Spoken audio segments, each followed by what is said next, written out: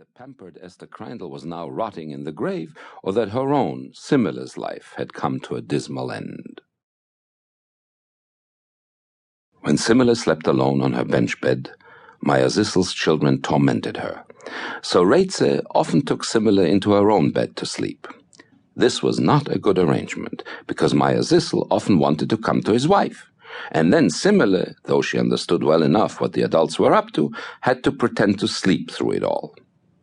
One night, when Simile was in bed with her mother, Maya Zissel returned from a wedding drunk.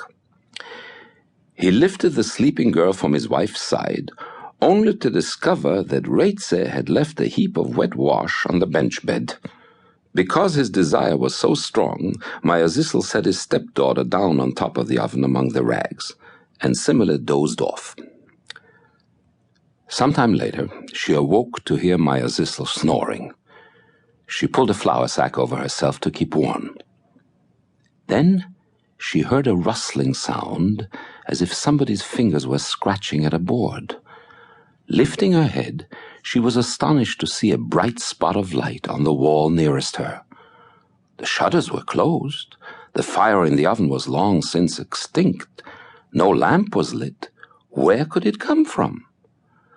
As Simile stared, the brightness began to shake and tremble, the rings of light to coagulate. Simile, bewildered, forgot to be afraid. A woman began to materialize, forehead first, then eyes, nose, chin, throat. The woman opened her mouth and began to speak words that sounded as if they came from the Yiddish Bible.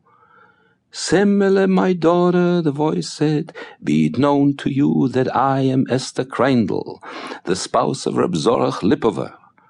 It is not usual for the dead to break their slumber, but because my husband longs for me endlessly day and night, I am unable to remain in peace. Though the 30 days of mourning have passed, he does not cease his lamentations and cannot put me out of his mind. If I could throw off death, I would gladly rise and return to him. But my body is buried under 7 feet of ground. My eyes have already been consumed by the worms. Therefore I, the spirit of Esther Kreindel, have been permitted to find myself another body. Because your father, Reb Tanchum, was like a brother to my Zorach, I have chosen you, Simile. You are indeed no stranger to me, but almost a relative. Simile, I will enter your body soon, and you will become me. Have no fear, for nothing evil will befall you. In the morning, rise, cover your head, and announce to your family and to the townspeople what has happened. The wicked will contradict you and accuse you, but I will protect you. Heed my words, Simile, for you must do all that I bid you. Go to Zamosh, to my sorrowing husband, and be a wife to him. Lie in his lap, and serve him faithfully as I have done for 40 years. Zorach may doubt at first that I have returned to him, but I will give you signs with which to convince him. You must not tarry, because Zorach is consumed with longing, and soon, God forbid, it may be too late. God willing, when the time comes for you to pass away, both you and I will be Zorach's footstools in paradise. He will rest his right foot on me and his left on you. We will be like Rachel and Leah. My children will be yours. It will be as if they had issued from your womb." Esther Kreindel went on speaking, telling Simile those intimacies only a wife can know.